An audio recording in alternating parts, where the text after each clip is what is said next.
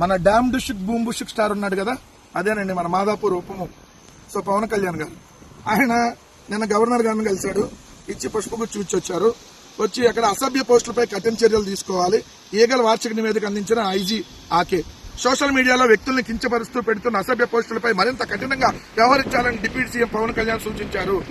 మరి సోషల్ మీడియాలో మాట్లాడితే కేసులు పెడతారంటున్నారు కదా, మరి బరి తెగించి నీ ఎమ్మెల్యే పంతం నానాజీ నా కొడక అని తిడితే ఏమయ్యా పవన్ కళ్యాణ్, ఎందుకు చర్యలు తీసుకో?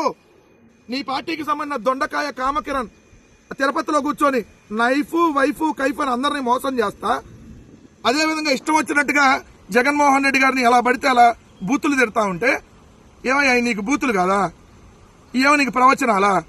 సోషల్ మీడియాలో నిన్ను క్వశ్చన్ చేస్తే ఏమయ్యా సీజ్ ద షిప్ అన్నావు, షిప్ ఎక్కడికి వెళ్ళిందని క్వశ్చన్ చేస్తే కేసులు పెడతావా? షిప్ పోయింది, బియ్యం పోయింది, నువ్వు మాదాపూర్ పోయావంటే కేసులు పెడతావా? కొద్దిగా ఉండాలయ్యా. ప్రశ్నిస్తానని పార్టీ పెట్టి ఈ రోజు అవతలాడు ప్రశ్నిస్తే ఈ రోజు అధికారం ఉందని చెప్పి తప్పుడు కేసులు పెడుతున్నామంటే ఎంత భయపడిపోతున్నారో మీరు సోషల్ మీడియాను చూసి ఇక్కడ అర్థమైపోతా ఉంది. నీ తల్లిని దిట్టించిన వాళ్ళ దగ్గరికి వెళ్ళి నువ్వు కాలబేరం ఆడి ఇంకా సిగ్గు లేకుండా వాళ్ళ దగ్గరికి వెళ్ళి 15 సంవత్సరాలు ఇంకా కలిసి ఉంటానని చెప్తా, నిన్ను అలగా అని సంకర జాతిని తిట్టిన వాళ్ళ దగ్గరికి వెళ్ళి బాలయ్య సారు సారు సారు అంట ఆయన సంకనెక్కి ఏనయ్యా నువ్వు ఈ రోజు మళ్ళీ మాట్లాడేది? పవన్ కళ్యాణ్ అనేవాడికి అసలు మాట్లాడేటటువంటి అర్హత ఉందా అని అడుగుతున్నారు ఈరోజు ప్రజలు. అయ్యా మిస్టర్ పవన్ కళ్యాణ్ గారు, మీకు ఎక్కడుంది అర్హత? మీ బరి తెగించి మీ జనసేన సోషల్ మీడియా వాళ్ళు అమ్మ లెక్కల ఆలి బూతులు సోషల్ మీడియాలో పెట్టే మీ వాళ్లే కదా. ఎందుకు నేను మాట్లాడతా కదా, ఈ వీడియోల కింద చూడండి మీరు, ఈ జనసేన వాళ్ళు ఈ తెలుగుదేశం వాళ్ళు పెట్టేది అమ్మ లెక్కల ఆలి బూతులే. మరి ఎప్పుడు చర్యలు తీసుకుంటున్నావు? ఏదైతే కిరా కార్పి సీమరాజా అనేటటువంటి దున్నపోతులు ఎంకరేజ్ చేస్తున్నటువంటి ఇది మీ ప్రభుత్వం కాదా? మరి వాళ్ళందరి మీద ఎప్పుడు చర్యలు తీసుకుంటారు? రోజా గారిని బరి తెగించి ఏదైతే బండారు సత్యనారాయణ మాట్లాడితే నువ్వు హోటల్కి నిప్పించుకొని శభాషింగ్గా మాట్లాడాలన్నటువంటి వ్యక్తివి నువ్వు. రోజా గారిని పెట్టుకుని డైమండ్ రాణి అన్నావే, ముందు నిన్ను కదా బొక్కలు వేయాల్సింది. చెప్పులు చూపిస్తూ పీకలు పిసికి చంపేస్తాను ఆ డాషుల్లారా, ఏదైతే తంతాను ఒక్కొక్కటి తాటా తీస్తా, ఇది నువ్వు మాట్లాడే భాష. ఈ ఆంధ్రప్రదేశ్ రాష్ట్ర రాజకీయాల్లో పవన్ కళ్యాణ్ అనే వ్యక్తి వచ్చిన తర్వాత ఏదైతే సభ సంస్కృతి సాంప్రదాయాలు ఎలా ఉంటాయి కదా మొత్తం మంటగలిసిపోయినాయి.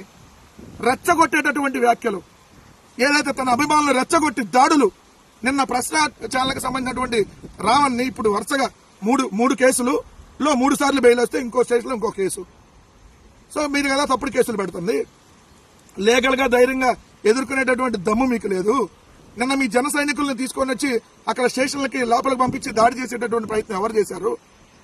సో నీతులు చెప్పేటందుకే నువ్వు చేస్తే సంసారం, అవతలాలు చేస్తే వ్యభిచారం అనేటటువంటిది ఇక్కడ కుదరదు.